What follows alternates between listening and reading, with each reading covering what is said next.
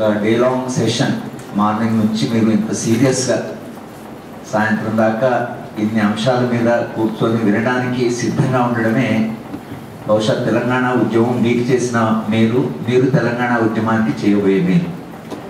ఎందుకంటే దాదాపు ఉస్మానియా యూనివర్సిటీ విషయంలో, ఎందుకంటే నేను ఇక్కడ ప్రాజెక్ట్నే ఇక్కడ చదువుకున్నాను, ఇంకా యూనివర్సిటీ వర్క్ చేస్తారా పిల్లలు, క్లాసులకు వెళ్ళరు, చదవరు, జనరల్గా ఇమేజ్ మేము ఎక్కడ వెళ్ళినా ఉస్మానియా యూనివర్సిటీ గురించి చాలా సందర్భాల్లో పూర్తిగా పాడైపోయింది. కొందరు వెల్ మీనింగ్ ఫ్రెండ్స్ కూడా పరీక్షలు తర్వాత ఉద్యమాలు ఏంటి, పిల్లలు వీళ్ళంతా పాడైపోతున్నారు. I have been arguing. నేనేమంటున్నానంటే చదువు అనేది క్లాస్ రూమ్లోనే జరగదు, చదువు అనేది మొత్తం సమాజంలో జరుగుతుంటుంది. క్లాస్ రూమ్లో టీచరు కొంత క్లారిఫై చేస్తుంటాడు, బట్ సామాజిక అనుభవం అనేది చాలా ప్రధానము. తర్వాత 1967, 68, 69 ఉద్యమంలో కూడా అప్పుడు పరీక్షలు జరగలేదు, చదువంతా పాడైపోయింది. నేను అప్పుడే కొత్తగా ఉస్మానియాలో జాయిన్ అయ్యాను. పిల్లలంతా కాపీ కొట్టేది, చాలా గందరగోళం ఉండేది. మేము ఇన్విజిలేషన్ చేస్తుంటే మాకే సిగ్గేసేది. పిల్లలందరూ పుస్తకాలు మొదలు పెట్టుకొని కొట్టేవాళ్ళు. మేము కూడా ఏం చేయగలిగిన పరిస్థితిలో లేవు. కానీ ఆ జనరేషన్కి వచ్చిన వాళ్ళు దే పర్ఫార్మ్ వెరీ వెల్ తర్వాత కాలంలో. ఎందుకంటే ఈ సమాజంలో చదువుకుండే ప్రభావం ఏదైతుందో బహుశా క్లాస్ రూమ్కి అంత ఉండకపోవచ్చు. ఈ రెండు కలిసినప్పుడు of course it becomes very sharp. చాలా క్రియేటివ్ అయిపోతారు పిల్లలు. బయట ఉద్యమము, లోపల చదువు, ఈ రెండింటి మధ్యన 1977, 78 ప్రాంతంలో కాకతీయ యూనివర్సిటీలో మేము చదువు చెప్తున్నప్పుడు complete radical movements. Campus was completely radical. దాంట్లోంచే పీపుల్స్ వారు మావోయిస్ట్ పార్టీకి 2 సెక్రటరీస్ అయ్యారు.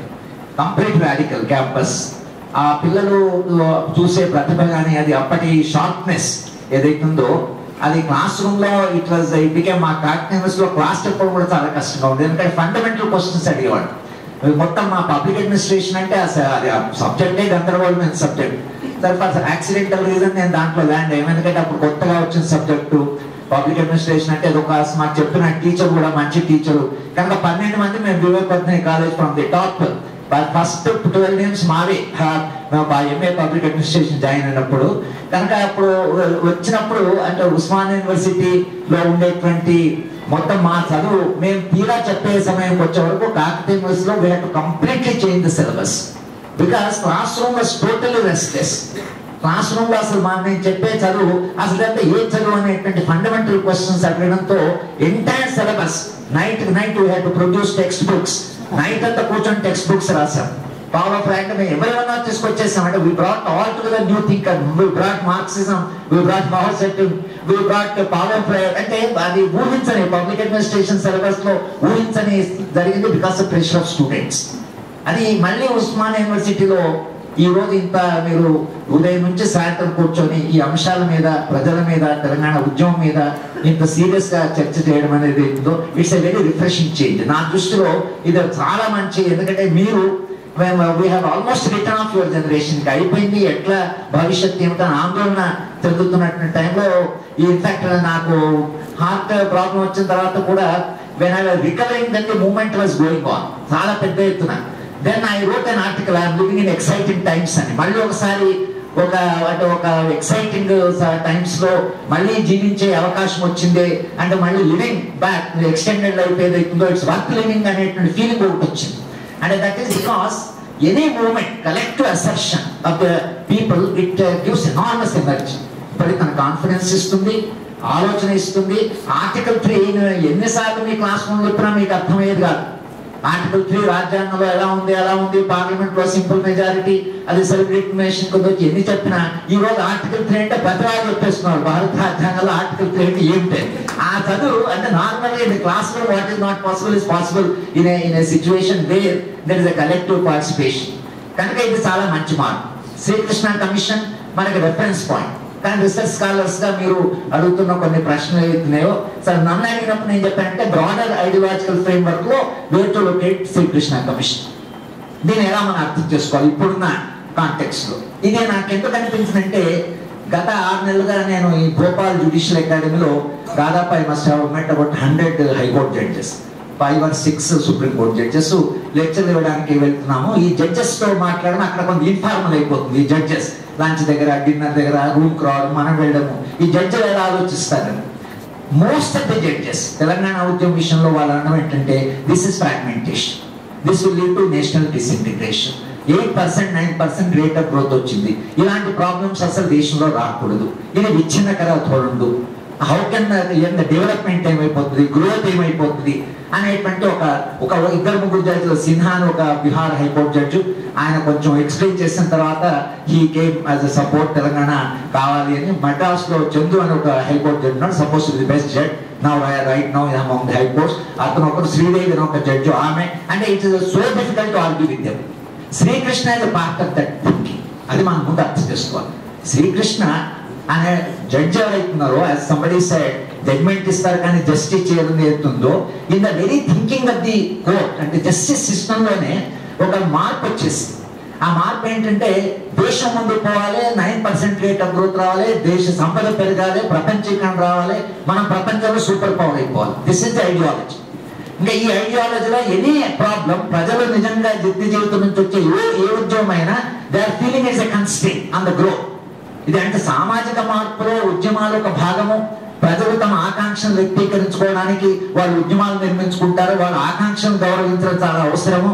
ప్రజల ఆకాంక్ష ప్రకారం పాలన ఉండాలి అనేటువంటి ఒక మౌలికమైన ప్రజాస్వామ్య అవగాహన నుంచి ఇప్పుడు growth, rate of growth, GDP, GNP, super power, this is the broad thinking. ఈ కమిటీలో ఉండే సభ్యుల్లో ఇద్దరు నాకు కాస్త దగ్గరగా పరిచయం ఉన్నవాళ్ళు. వాళ్ళ థింకింగ్ లో కూడా ఎక్కడ కూడా న్యాయము, ప్రజలు, ప్రజాస్వామ్యము, అట్టడుగున ఉండే ప్రజలు, ఈ సమస్యలు ఏవైతున్నాయో ఎక్కడ దే డోంట్ రిఫ్లెక్ట్. ఇది వాళ్ళ బేసిక్ అండర్స్టాండింగ్ ద ప్రాబ్లం. కనుక వాళ్ళు easily they are sold to the other reason. ఆ రీజన్ చేసే ఆర్గ్యుమెంట్ కానీ, వాళ్ళకు ఉండే క్యాపిటల్, పెట్టుబడి, హైదరాబాద్ నగరము, హైదరాబాద్ నగరంలో అభివృద్ధి, ఎవరు వచ్చినా కూడా చంద్రబాబు నాయుడు పీరియడ్ లో హైదరాబాద్ నగరాన్ని చూసి చాలా జరిగిపోయింది. You won't believe, Chandrababu Naidu was such a popular chief minister out side Andhra Pradesh. Out side he was so popular because of the model. But he was pushing through a model. మేము అస్సాం వెళితే అక్కడ మా హెడ్ ఆఫ్ ది డిపార్ట్మెంట్ వచ్చారు, road బాగాలేదు. మీ road ఏంటి, airport నుంచి ఇంత అధ్వానంగా ఉందంటే వీ వాంట్ చంద్రబాబు నాయుడు అని అనడం. ఒరిస్సాకి వెళితే ఒరిస్సా పీపుల్ వాంటెడ్ చంద్రబాబు నాయుడు. కర్ణాటకలో పబ్లిక్ మీటింగ్ లో మాట్లాడుతూ నువ్వు ఎక్స్చేంజ్ చీఫ్ మినిస్టర్స్ అని ఒక స్పీకర్, మాకు అతను ఇచ్చేయండి చంద్రబాబు నాయుడు అని. I was breaking my head. అంటే బాబు వీడు చేసేది మోడల్ ఆఫ్ డెవలప్మెంట్ రాంగ్, అసలు పార్టీ మోడల్ ఆఫ్ డెవలప్మెంట్, అసలు ఈ ప్రజలకు దీనికి సంబంధం లేదు అని ఎంత చెప్పినా యు ఆర్ సినికల్ అని.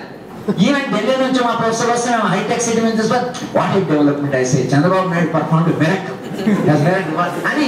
ఈ మోడల్ ఆఫ్ డెవలప్మెంట్ కి దే ఆర్ సోల్డ్ అవుట్.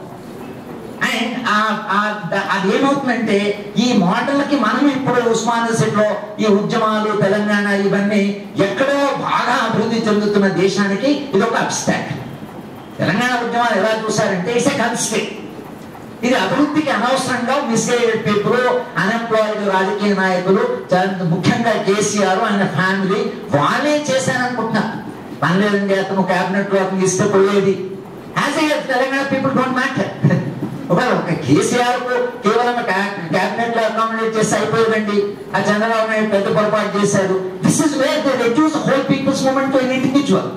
ఒక వ్యక్తి ఏంటిని సృష్టించినట్లుగా ఆ వ్యక్తి సమస్య మన సమస్యగా, ఆ వ్యక్తికి అప్పుడు క్యాబినెట్ చేస్తే తెలంగాణ ఉద్యమం లేదనే అవగాహన ఎంత సంకుచితంగా, అసలు పెరిఫరల్ గా, అంటే ఎంత కృత్రిమంగా ఉంటుందో మీరు అర్థం చేసుకోవచ్చు.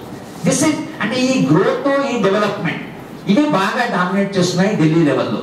మీరు ఢిల్లీకి వెళితే అసలు మేము యూజీసీలో వీ హ్యాడ్ మీటింగ్ 3 days. దాని 3 ఆంధ్ర ప్రాంతం వాళ్ళు ఉన్నారు. అంటే వాళ్ళు ఢిల్లీలో సెటిల్ అయిన వాళ్ళు, మన ఇప్పుడు ఇక్కడ లేదు. ఒక ఆమె కర్నూలు అమ్మాయి, ఇంకో ఆయన అతను ఎప్పుడు రాయలసీమ అతనే కానీ యూజీసీలో జాయింట్ సెక్రటరీ ఉన్నాడు. 3 కూర్చొని మాకు హైదరాబాద్ ఇచ్చేరాదండి సార్. నాతో ఏమంటానంటే మాకు హైదరాబాద్ ఇచ్చేయండి సార్, ఇక మీరు రెస్ట్ అయ్యి ఏమని చేసుకోండి. మీరు హైదరాబాద్ ఇచ్చేయండి, ఇక్కడ నేను ఢిల్లీలో సెటిల్ అయ్యాను. ఫస్ట్ థింగ్ అది nothing to do with Hyderabad or Andhra Pradesh. మీరు ఇల్లు కొనుక్కున్నారు, సెటిల్ అయ్యారు, ఎప్పుడో వచ్చారు. మీకేం హైదరాబాద్ మీద ప్రేమ?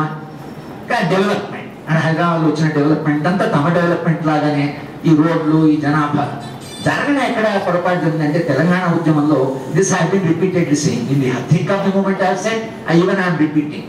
చంద్రశేఖరరావు గారు హంగర్ స్ట్రైక్ మీద ఉన్నప్పుడు మాకు ఒక అప్పీల్ చేశారు. నేను ఆయన ఇప్పుడు కలలేదు, కానీ టీఆర్ఎస్ అసలు ఫస్ట్ టైం అయిపోయింది. మనందరినీ పిలిచి అప్పీల్ చేయాలి. ఆయన హంగర్ స్ట్రైక్ క్రిటికల్ అయిపోయాడు. ఆరోగ్యం పోతే సమస్య అంతా గందరగోళం అయిపోతుంది. అది కనుక మీరు వెళ్ళి చంద్రశేఖరరావుకి అప్పీల్ చేయాలని పాలిట్ బ్యూరో వాళ్ళంతా కూర్చున్నారు టీఆర్ఎస్. కానీ I told them, first time మీరు అందరూ మెంబర్స్ కూర్చున్నారు కాబట్టి ఐ గాట్ అన్ ఆపర్చునిటీ. నేను చెప్పడం ఏంటంటే, మీరు ఉద్యమాన్ని నిర్మించిన పద్ధతే సరిగ్గా లేదు. This is not the way to build a movement. మీరు హైదరాబాద్ నగరం విజయ్ వచ్చే ఇదంతా హైదరాబాద్ చెప్పారు కదా, హైదరాబాద్ ల్యాండ్ ఎక్కడి నుంచి వచ్చింది? 1,00,000 ఎకరాల ల్యాండ్ సర్ఫే ఖాస్ కింద నిజాం పెట్టుకున్న ల్యాండ్ అది. తర్వాత ఎవాక్యుయేట్ ప్రాపర్టీ రమారై చేసే వాళ్ళంతా వెళ్ళిపోతే ఇక్కడ బిల్డింగ్లు, ఇక్కడ పెద్ద పెద్ద ప్యాలెసెస్, పెద్ద ల్యాండ్ జమీందారులది. ఆ ల్యాండ్ అంతా ప్రభుత్వం కింద వచ్చింది, హ్యూజ్ ల్యాండ్.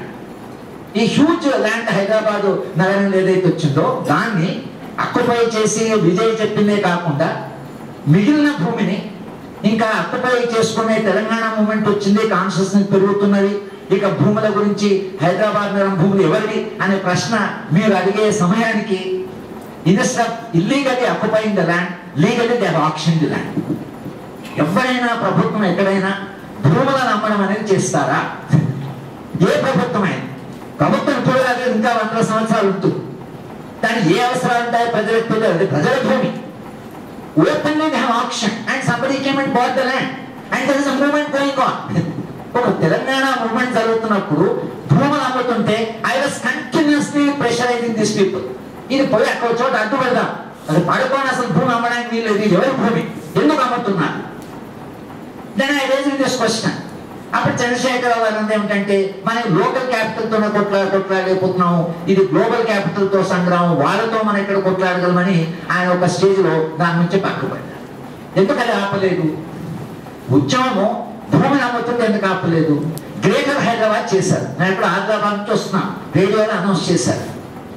మన భాష యాదగిరి సార్ అన్నాడు కారులో. నేను చెప్పినా, ఏం సార్ వాడు మన ఉద్యమం నడుస్తున్నది, అక్కడ గ్రేటర్ హైదరాబాద్ డిక్లేర్ చేశాను, అర్థం ఏంటి? దాన్ని యూనియన్ టెరిటరీ చేయాలనే కదా, దాని హైదరాబాద్ నగరాన్ని ప్రజల నుంచి విడి చేయాలని. లేకపోతే ఇప్పుడు ఇంత పెద్ద ఉద్యమం జరుగుతున్నప్పుడు how they can declare it as greater Hyderabad. కానీ అది మనం అంగీకరించేసాం, స్పెషల్ ఎకనామిక్ జోన్ పెట్టారు, మనం దాన్ని అంగీకరించేసాం.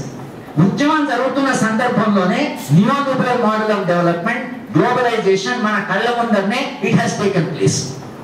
మనం ఏం చేసాం? తెలంగాణ రాని వీ హావ్ కాన్సన్ట్రేట్ తెలంగాణ తప్పకుండా రావాలి, తెలంగాణ కొరకు మనంతా పోరాటం చేస్తే ఇంతమంది పిల్లలు చనిపోయారు. This all true. But model of development ఏదైతుందో, దట్ ఐడియాలజికల్ థస్ట్ ఏదైతుందో, that has taken place in spite of a movement. ఒక పెద్ద ఉద్యమం జరుగుతున్నా కూడా ఆ మోడల్ కు ఒక్క దెబ్బకు తగలదు. It is intact, that model of development. ఇది ఎలా జరిగింది?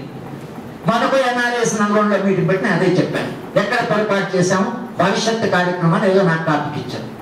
ఎక్కడ తప్పు చేశామంటే తప్పనిసరిగా జరిగింది. We are looking at the entire system.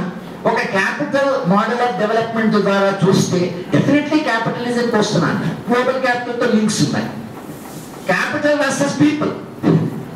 Telangana ఉద్యమం మీరందరూ అర్థం చేసుకోవాల్సింది ఏంటంటే, పెట్టుబడికి ప్రజలకు మధ్యన ఒక పోరాటం జరుగుతుంది, ఘర్షణ. ఆ ఘర్షణలో పెట్టుబడి భారత పవర్ఫుల్. ఢిల్లీలో అది చేసే ప్రయత్నం, ఢిల్లీలో it can manipulate, global thing it can manipulate, it can do number of things. మనమే ఇక్కడ పోరాటం చేస్తున్నాం, అక్కడ వాళ్ళు చేసుకున్న పని వాళ్ళు చేశారు. ఏం చేశారు ఆంధ్ర ప్రాంతం వాళ్ళు? They have done nothing.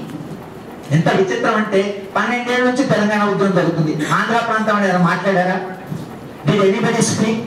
సమైక్యం ఎవరన్నా అన్నారు? Silent, strategic silent. 9th December దాకా ఎవరు సైలెంట్. ఎంత విచిత్రం!